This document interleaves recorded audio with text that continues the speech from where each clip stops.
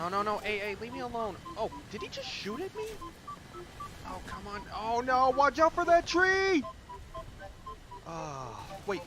Oh, my God. That was Fly. Oh, sorry, Fly. I didn't know that was you. Oh, man.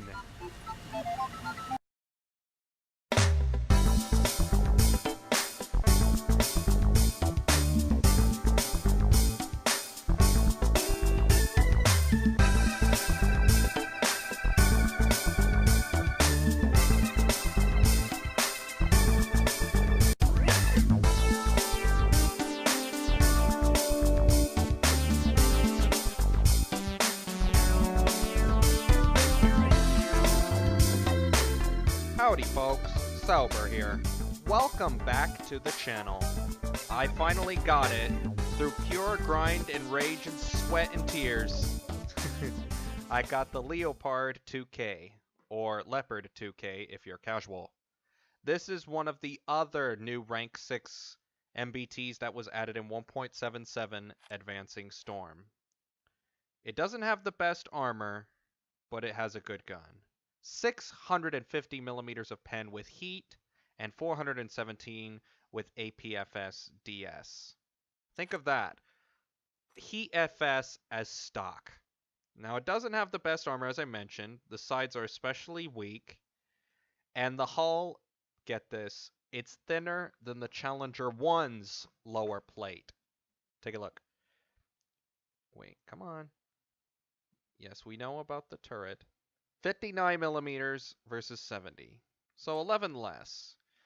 But like I said, its hallmark, if that's even a word, is the gun.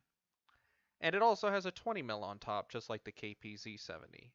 Through my experience, armor isn't always the best defense. It's seeing the enemy before he sees you. Now, don't get me wrong, armor can save you at times. The times I played the Abrams, the times where no one aimed for my weak spots, the armor came in handy for protection. But nonetheless, I am excited with this Leopard 2 tank. Definite compliment to the M1 Abrams whenever I'm playing. If the queue times are too long for the M1, or if I feel like just doing something different for a change, I can do the Leo 2K.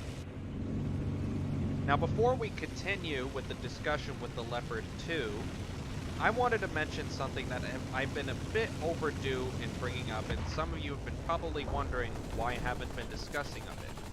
So here it goes. For those of you who have been with the channel since the reboot in August 2017, you may have noticed that my fellow YouTuber and good friend in real life, the Zero Fighter 78, also known as just Zero, has been inactive from his YouTube channel. And you might be wondering, why has he been inactive, and why have I not brought it up until now? Well, let me be honest with you guys. It's complicated.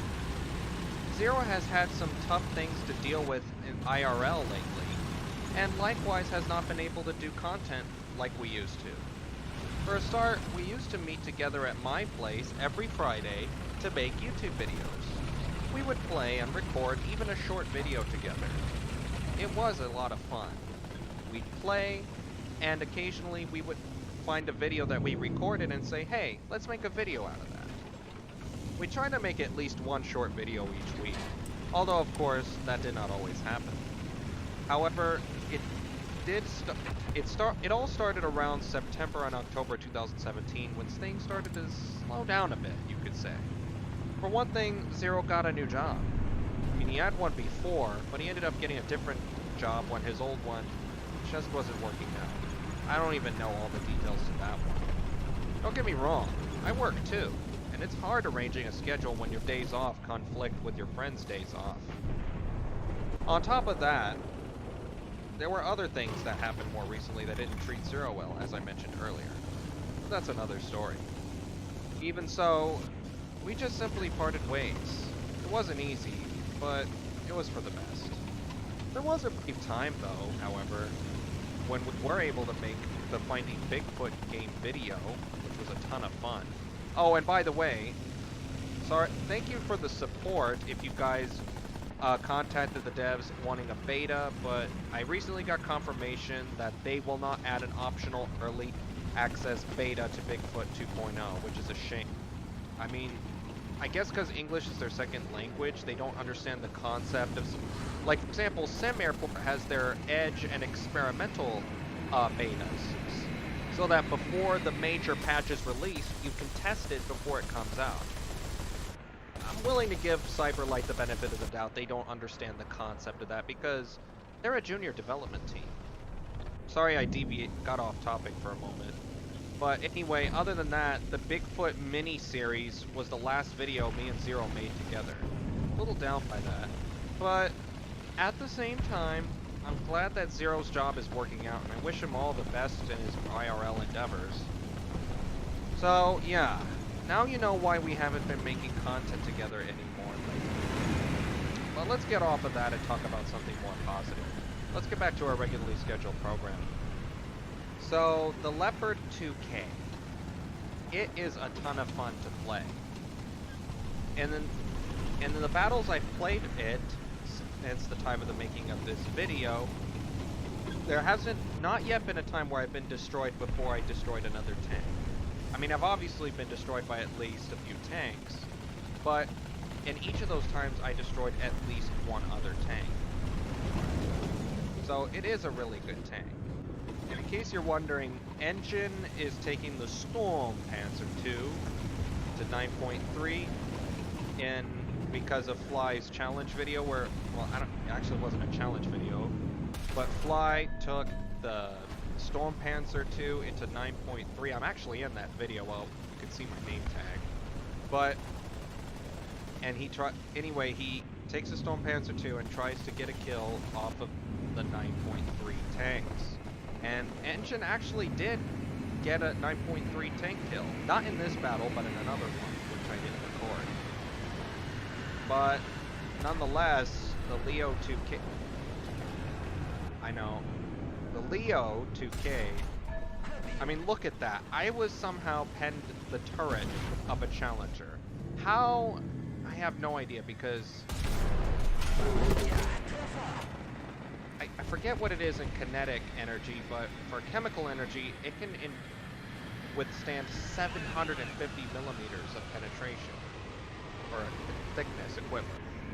Yeah, that's pretty thick. Not even my heat FS dependent, but I guess I hit a sweet spot, and it was able to go through like butter. Yeah. And in one of my other videos, I think it was the first well, when I say first, the realistic battles video with the M1 Abrams on the live server, about how there are factions with the matchmaker.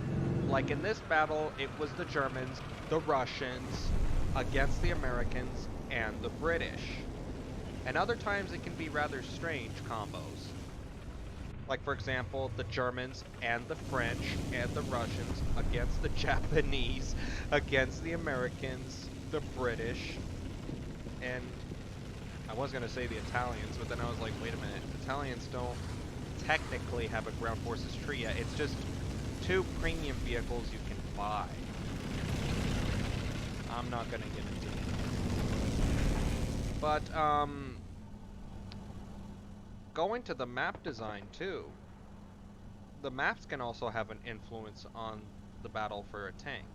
I mean, of course, it also you can't discount like the players on your team or where they are, right place, right time. Because unlike in an air battle where you can see an enemy at a distance and plot your course away from him if you're at a disadvantage, or plot your course to him if you have an advantage, in tanks, you gotta hope that you spot the enemy before he spots you. I mean, some tanks have not impenetrable, but virtually impenetrable armor at range. Other times, there are weak spots. There's just so many parameters that make tank battles a bit more complicated than air battles. Even so, it just comes down to the basic rules.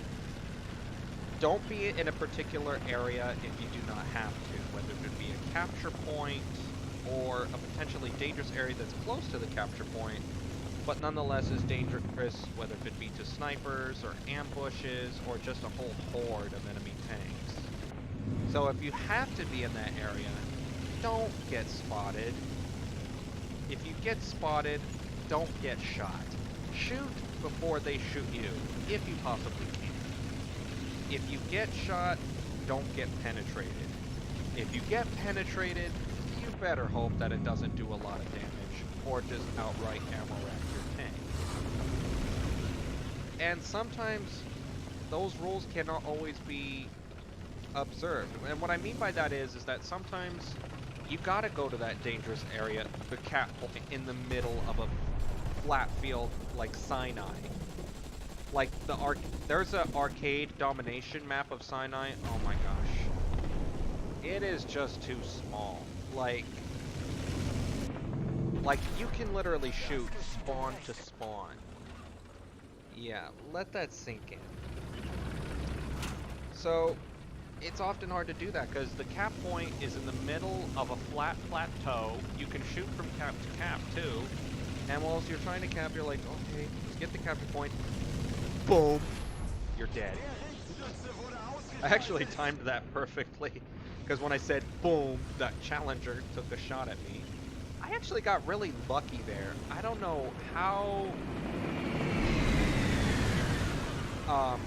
he didn't one-shot me. He could have easily done that. Like, if I was in his shoes, I would have aimed for the engine deck, which would have penetrated my engine and probably got my crew. But then again, I messed up there, and I aimed for the right spot, but I guess he was carrying less ammo.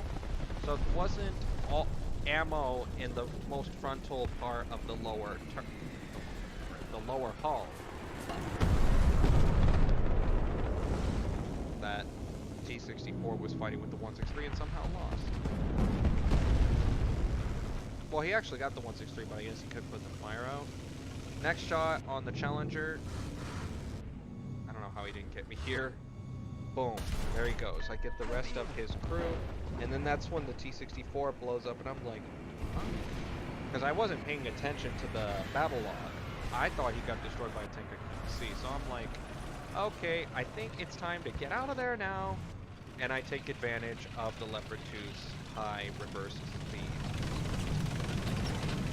So as you may have noticed, I'm actually starting to cut out the boring part so that I can incorporate more of the other battle into this video. Because the other battle was like almost 20 minutes. And I didn't want to just do that one battle because most of that I was just sitting around the map doing nothing. Well, not doing nothing, but sniping, waiting for tanks to come. But nonetheless.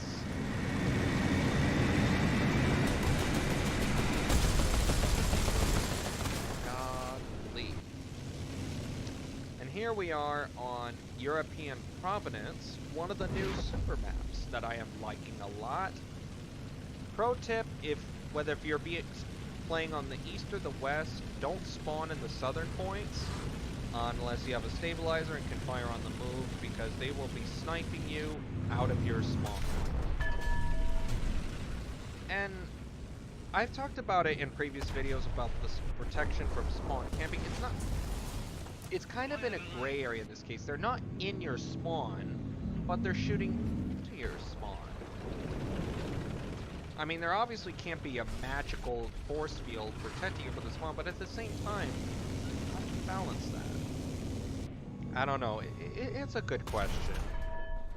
When the maps have such areas where it's possible to either shoot from spawn to spawn, or in this case, you just drive 1 or 2 minutes, get on top of a hill and start shooting well off into the distance as players are still trying to get to their area. I mean, in the northern part of European Providence, it's fine. I mean, there's buildings to hide behind, there's brush. I mean, you're not invincible, like not behind a brick wall the entire time, but you at least have some cover compared to the southern region. It's just interesting to see how that can be balanced, or how and if it can be balanced with the new top-ranking rank 6 tanks. Good. If you get into tanks from the late 80s, because these are the early 80s, they can destroy tanks up to 2+ kilometers away, probably even 4. That is a good long distance, and if you're going to be able to destroy tanks that far away, you're going to need pretty huge maps.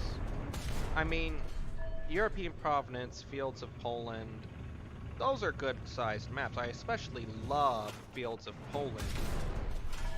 I actually played a game with the friends in the Fly Discord, the Fly server, the Fly Squadron, and we did M1 Abrams together, and we pretty much dominated the battle for like a good 20 minutes. It was a nice long battle. It's one of those battles where it's nice and long, and you get to do a lot, and you don't always have to worry about dying too much. Well, when I say that, I mean you survived for a good deal of the match. That IT-1 though, like, I didn't even see the missile coming, and I thought I heard something to my left, so I turned the turret, and I guess I angled it just perfectly, because it only got 2 of my crew, when it could have got all 3 of my crew in the turret, or the ammo. I got lucky there, I'll be honest. But anyway, going back to the maps, what other large maps, and I know I've mentioned this quite a few times before, but it's a fun subject, because some of the maps in War Thunder, as fun as they are, particularly in arcade, where they don't need to be so big, some of them are a little small. Like Ash River, Japan, another small map, Frozen Pass, which, by the way, Frozen Pass along with Ash River, I'm not saying they're fictional maps. Let me deviate a little second. I can't pen you? Don't worry, my buddy will bomb you. I don't know why people do that sometimes, where they just dive bomb, like arcade-style kamikaze, and just drop their bombs and just blow up the thing.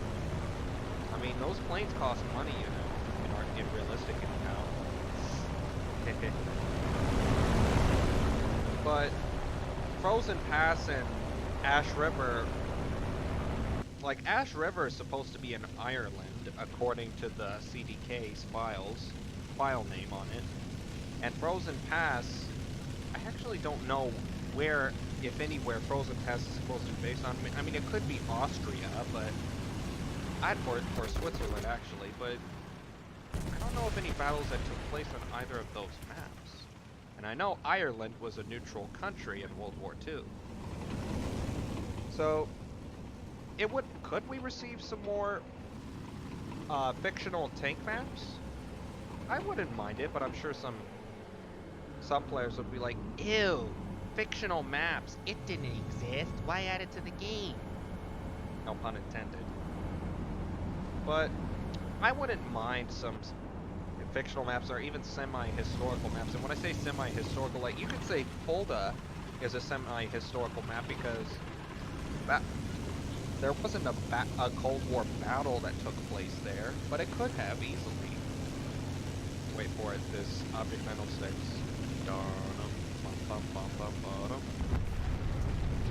I see an Object 906. I don't know how he survived that first shot. Fuel tank so deep. That was really fun though, seeing him in the water. I mean, I felt bad that I had to shoot him down, but then at the same time, he was able to defeat that Bagel Panzer in front of me, so I guess it's fair. He got his share, and I got my share.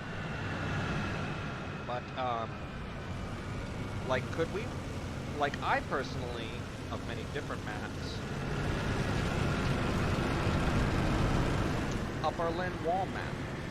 Now, I know there were quite a few different versions of the Berlin Wall from 1961 till 1989. The 1961 wall was essentially a makeshift wall with a 6-foot-high wall topped with barbed wire, concrete obstacles to block vehicles, a rear fence, and between them a death strip, which was basically a clear area where the border guards could shoot any would-be escapees. And then you get up to 1989, where you have a rear wall, an electrified fence, which was also barbed wire, and then you had a layer of the bed of nails. Ugh. I don't even know how you could get past the electric fence. There'd be another, like, you know, the clear area for shooting. There'd be dogs. Yeah, there would be guard dogs that would run along the fence. And then there'd be an interesting trap for the guards. You heard me right, a trap for the guards. A layer of smooth sand, like raked sand. You're probably thinking, what, the guards would try to escape? Well, yeah, it would be possible, and let me deviate a little second. I didn't know if this M551 is dead or not, so I did the smart thing and fired a few shots at it with my 20 mil. When I found out it was alive and it's a hit, I got the shot and I got it. Anyway, going back to the Berlin Wall, so imagine this scenario. So imagine you're a border guard and for whatever reason you see someone trying to get over the wall and you decide at that moment to look away. Pretend like nothing's happening. And the escapee gets over the 12-foot high wall topped with a 1-foot thick cylinder, which by the way is impossible to grip, and they would escape to the west side.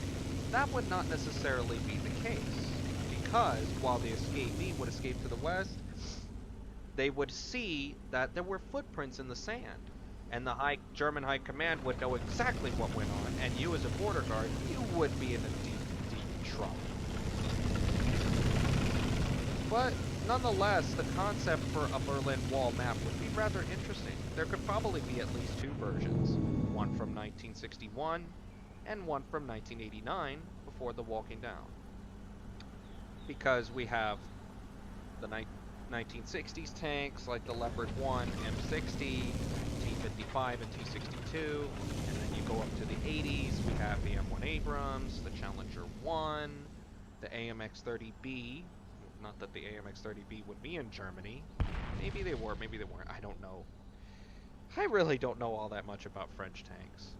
And then you have the T-64 Bravos, and, assuming they're added in the foreseeable future, the T-72As, and the early T-80 and T-8B tanks. Maybe the T-80U, I don't know. At least T-80, standard T-80 and T-80B. But, yeah, they would be a ton of fun. And what you're about to see here, I don't know how I survived this. You only get lucky so many times. I didn't see the T-64 to my right, but I get hit with an ATGM. I dodge it as best as I can, get set on fire. I take out the BMP-1, and hello, comrade. Time for you to go. I get one up by the T-64A. But I ended up getting to have the last laugh. Sort of. You'll soon see why. Yeah. I mean, what you're about to see doesn't happen every time. And no, it doesn't involve that fancy gun sight Dorado has. I wish all the bombers in the game had this. It's so helpful in spotting things. Wait for it. Goodbye, comrade. Sauber, watch out for that tree. Watch out for that Shilka. But, yeah. Hope you've enjoyed this gameplay and discussion. Thank you so much for watching. Thank you so much for your support. Until next time, have a great day. Peace out.